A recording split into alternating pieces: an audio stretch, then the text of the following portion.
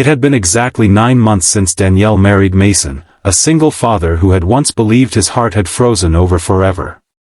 A man wounded deeply by betrayal, Mason hadn't thought he'd love again, until Danielle walked into his life. Her warmth wasn't just reserved for him, she became the anchor for his little daughter, Ellie, who once flinched at loud noises and cried herself to sleep. Danielle didn't just love Mason. She rebuilt their home with laughter, bedtime stories, and chocolate chip pancakes. But none of that mattered to the man who just stepped into the cafe. Danielle had entered the grounds cafe with her usual charm, planning to grab Mason's favorite hazelnut brew and a mini muffin for Ellie's lunchbox. She didn't expect to run into her past. Her ex, Brad, a name she hoped never to hear again, was there, muscular, arrogant, and still wrapped in the illusion that he owned her. He slid into the booth across from her without asking. "You look even better married." "Shame you downgraded," he sneered. Danielle tried to ignore him, clutching her phone to text Mason. Brad's eyes darkened. "You texting him? You're still mine, Danny. Always were." His hand darted across the table and snatched her phone. Her heart raced. This wasn't a misunderstanding, it was an ambush. "Give it back," she said firmly. The cafe grew quieter. A barista watched nervously, uncertain. Brad laughed, stood up, and grabbed Danielle's arm, yanking her out of the booth.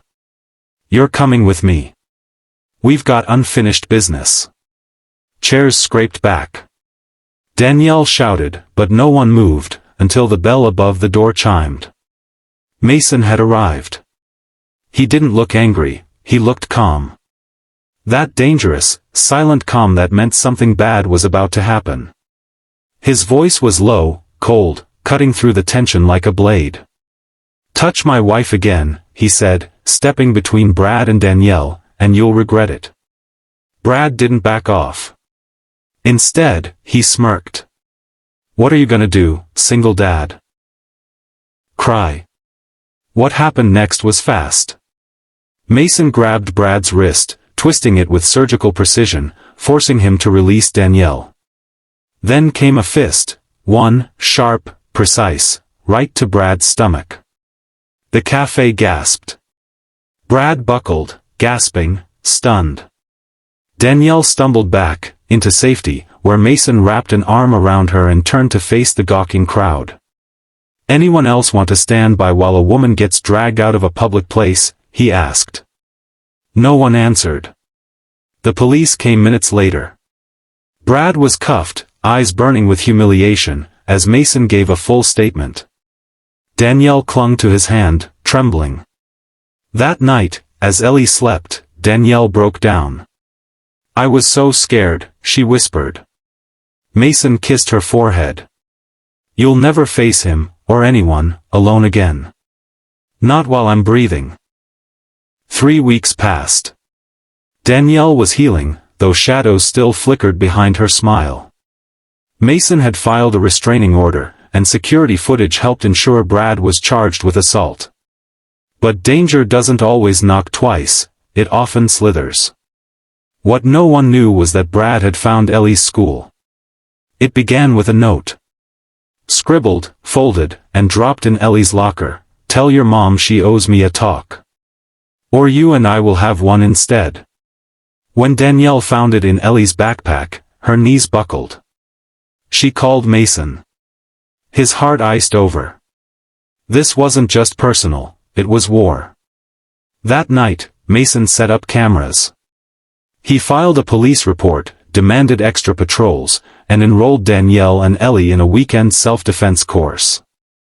But it wasn't enough. Brad had already made his next move. The following Tuesday, a suspicious man was seen parked across from Ellie's school. Same black SUV, same license plate Mason had memorized. Mason didn't call the police this time. He drove straight there. He found Brad leaning against the vehicle, smoking, grinning like a devil with no fear. Cute school. Shame if something happened, he spat.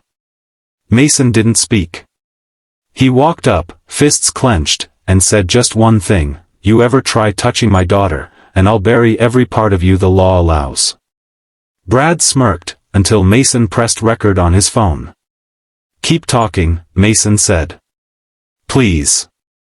Brad, rattled, cursed and lashed out, but it was too late. He'd confessed on camera, threatened a child, and stalked a family. This time, even the most lenient judge couldn't save him. Court was brutal, but public. Mason showed the footage. Danielle testified. Even Ellie, in her small voice, spoke of her fear. Brad's smug expression melted when the judge ordered 5 years without parole. But it wasn't just the sentence, it was the silence of the courtroom, the glares of strangers, the headlines the next day, "Father protects wife and daughter from vengeful ex." Hero or just a dad? They moved houses a month later. Fresh start. New locks. New dreams. Danielle took Ellie to school every morning now, while Mason ran his small carpentry business with a new sense of purpose. People whispered, but with respect, "That's the guy who stood up when no one did." And Danielle? She bloomed again. No more nightmares. No more Brad. Only peace, love, and the man who'd said just 10 words that saved her life, "Touch my wife again, and you'll regret it."